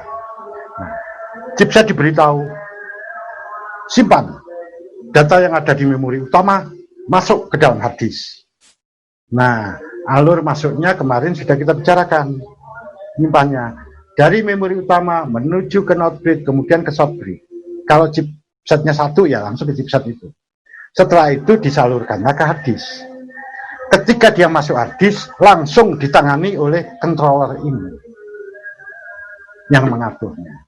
Perlu diketahui, kecepatan gerak data Jadi bandwidth yang lewat di sini, yang ada dari komputer, dari motherboard, itu cepat sekali. Nggak sebanding kecepatannya dengan penyimpanan tadi, penulisan. Jadi misalnya kayak begini, ini pengandaian aja. Ya, yang ada letternya itu, yang terbuka, yang ada terbuka tadi, yang gede tadi itu. Jangan dimasukkan lagi, itu kan itu. Nah, ini ya, kecepatan baca tulis di sini dibandingkan dengan data yang masuk, kecepatannya beda jauh. Ini permisalan aja. Dari komputer masuk, misalnya dengan kecepatan 1 GB per detik, misalnya gitu. Sedangkan dia, kecepatan menulisnya rendah sekali, ya. Mungkin dia hanya 2 mega per detik kayak begitu, atau 1 mega per detik, atau kurang dari itu. Biasanya kilobyte ya per detik. Jadi nggak banding. Di sini gigaan, masuknya di sini tinggal megaan tertulis di sini. Akibatnya data akan antri, ya, antri di komputernya. Akibatnya komputer akan diem sejenak, dia tidak bisa meneruskan selama data ini belum masuk. Ketika data yang berkecepatan tinggi ini masuk ke dalam hard disk, maka data tadi disimpan dulu di memori ini yang disebut buffer tadi. Nah, buffer ini kecepatannya tinggi, sebandinglah dengan kecepatan bus tadi. Setelah data ini disimpan di sini, barulah dia akan dioper ke platter tadi, dioper ke platter ini. Jadi di sini bisa menulis secara perlahan-lahan seperti itu. Jadi dia ngambil data dari buffer tadi. Akibatnya data nggak ngantri, yang ada dari komputer itu nggak ngantri, dia langsung masuk ke buffer, kemudian dari buffer dia oper ke sini sedikit demi sedikit, seperti itu. Andai kan tidak ada buffer, pasti komputer itu akan hang sejenak, menunggu sampai penulisan selesai. Ini gunanya chip buffer. Jadi chip buffer itu apa sebenarnya? Memori. Ya, memori. Kayak memori utama. Dia hanya bisa nyimpan data apabila komputer nyala, teraliri listrik. Kalau dia nggak teraliri listrik, ya hilang. Ini fungsi daripada buffer tadi. Ya, jadi dia itulah yang menyerasikan kecepatan 2 perangkat yang berbeda kecepatannya. Contoh, komputer, motherboard kecepatannya tinggi, hard disk kecepatannya rendah. Nah, dengan adanya buffer, mereka bisa bekerja serasi seperti tadi. Itu fungsi daripada buffer. Buffer ini ada di berbagai perangkat, tidak hanya di hard disk. Di optical disk juga punya buffer, ya, karena mereka juga berbeda kecepatan dengan motherboardnya. Bahkan di mikroprosesor juga ada buffer. Buffer yang di mikroprosesor itu ada di dalam core-nya itu, nanti yang dikenal dengan nama cache memori, seperti yang saya tuliskan tadi. Di mana cache memori itu ada L2 cache, ya, kemudian atau L2 cache, ya, ada L3 cache dan ada L1 cache, L2 level. Nah, itu tadi fungsi daripada buffer. Sedangkan controller adalah yang mengatur penulisan dan pembacaan tadi. Kecepatan tulis dan baca tadi, ya, sangat bergantung dari controllernya. Controller punya kecepatan seperti halnya mikroprosesor itu punya frekuensi. Ini juga sama, ya, di hard disk. Nah, fungsi controller adalah mengatur aliran data baca tulis di dalam hard disk. Fungsi buffer adalah untuk menyimpan sementara data sebelum dituliskan di dalam hard disk. Sedangkan platternya ini berfungsi sebagai tempat atau media simpan datanya. Aktuator adalah yang menggerakkan mata baca tulis. Mata baca tulis itu perangkat yang menulis ke permukaan hard disk. Ini mata baca tulis ini digerakkan oleh aktuator. Sedangkan piringan ini ketika dia aktif, dia akan bergerak, dia digerakkan oleh spindle atau gumpalan. Nah, ini cerita singkat tentang kondisi fisik hard disk. Nah, ini masih kita berbicara perangkat keras. Nah, sekarang kita akan beralih ke gini. Bagaimana data disimpan? Apa saja yang ada? Nah, di sini akan saya jelaskan. Nanti ada bagian-bagian yang namanya silinder, sektor, head, kemudian apa arti format, apa arti partisi, dan lain sebagainya. Kita bicarakan berikutnya. Sekarang silahkan tanya dulu. Monggo Pak Dedi.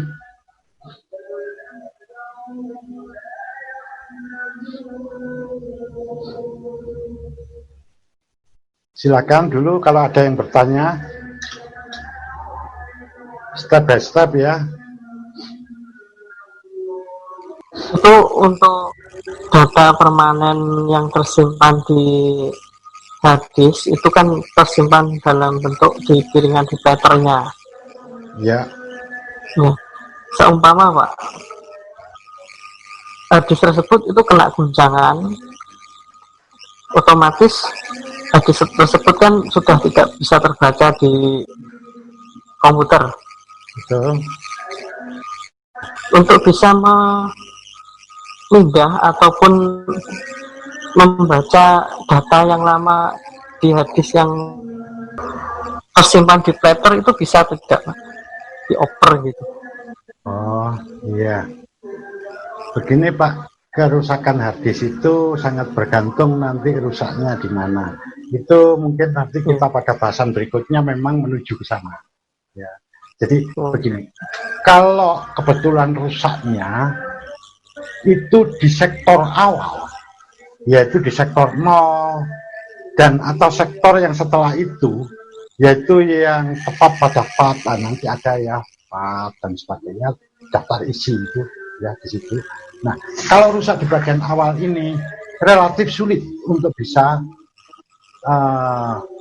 menyelamatkan data yang ada di dalam tadi. Apalagi kalau sektor 0 yang rusak, praktis nggak bisa diselamatkan lagi datanya. Itu yang bisa menyelamatkan hanya pabrik aja ya. Karena nggak akan ada alat di kita. Nah, kalau itu sektor 0. Tapi kalau nanti rusaknya di tengah, jadi di platternya itu, di tengah-tengah, jadi di area data, rusaknya di situ. Ya mungkin yang bagian tergores fisik, yang kena fisik tadi, itu saja yang nggak bisa diselamatkan. Bagian lain masih bisa. Bisa. Biasanya akan tertulis bad sektor, sektor sekian begitu. Kalau begitu bisa diselamatkan kecuali yang bad. Tapi kalau dia di sektor 0, jadi sektor awal, ya praktis nggak bisa diselamatkan. Seperti itu Pak. Ya. Terus ini Pak, semisal kita punya hard disk, terus buka case-nya itu, buka apa tempatnya hard disk itu akan mempengaruhi platter atau tidak Pak? Ya, sebenarnya dari pabrik hard disk sendiri ada larangan untuk membuka ini. Ya, itu nggak boleh. Memang bisa merusak. Merusak itu begini Pak. Ya, kalau kita membukanya benar dan hati-hati, ya, tak masalah. Tapi membuka itu kadang sulit. Kadang ya, ketika kita pas buka tergores ini gitu. Nah, satu itu. Kemudian ini nggak boleh disentuh dengan tangan Pak. Kalau disentuh dengan tangan ya rusak. Rusak. Iya. karena ini kan tatanan magnet di permukaannya itu kan tatanan ya. Ya. Jadi nggak boleh lah itu tersentuh oleh tangan ya. Jadi kadang ada ya, contohnya gini, ini tersentuh oleh tangan, adalah bekas cap tangan itu ya, Bekas, ya. sedikit ya. Sidik jarinya ada. Iya betul. Kemudian dibersihkan pakai tisu, tetap nggak bisa hilang Pak. Bisa ya. Apalagi nanti kalau dikasih alkohol, ya udah rusak nanti ya. Jadi sebetulnya satu nggak boleh terbuka. Kami dulu untuk harddisk yang kapasitas rendah, kalau yang tinggi kami nggak sanggup Pak. Karena nanti kita tahu lah, setelah kita bahas tentang masalah silinder, kita akan tahu ada jutaan silinder di dalam ini. Itu yang nggak mungkin kita bisa melakukan. Kalau yang lama-lama masih bisa, karena masih ribuan ya. Nah itu kita masih bisa. Dulu kami sering melakukan itu ya. Tapi untuk harddisk yang sudah 1 tera ya, 2 tera, 500 giga nggak sanggup ya. Karena terlalu proteknya sendiri ya. Itu begitu Pak ya. Terima kasih Pak ya. Sama-sama. Begini Pak, mungkin kita sudahin dulu, ini sudah azan ya. Mungkin Pak, lanjutan harddisk kita lanjut pada beacon berikutnya ya Pak, terima kasih ya. Mungkin untuk anak-anak nanti di pertemuan selanjutnya di hari Senin akan diteruskan lagi oleh narasumber kita Pak Ratno untuk materi tentang harddisk ataupun storage ya. Untuk beacon hari ini kita akhiri sementara dan bisa bertemu di beacon selanjutnya di hari Senin depan. Dan jangan lupa untuk mengisi jurnal PKL hari ini beserta absensi yang sudah saya sediakan tadi disampaikan di grup WA. Terima kasih Pak Ratno sudah memberikan informasi materi tentang power supply dan storage hari ini. Semoga bermanfaat bagi anak-anak khususnya di SMK 1 Bogor. Terima kasih. ya. Assalamualaikum warahmatullahi wabarakatuh. Waalaikumsalam warahmatullahi wabarakatuh. Dengan demikian saya undur diri. Sampai jumpa pada beacon berikutnya. Semoga apa yang telah kita diskusikan tadi bermanfaat untuk kita semua. Kami akhiri, wabillahi taufiq wal hidayah. Wassalamualaikum warahmatullahi wabarakatuh.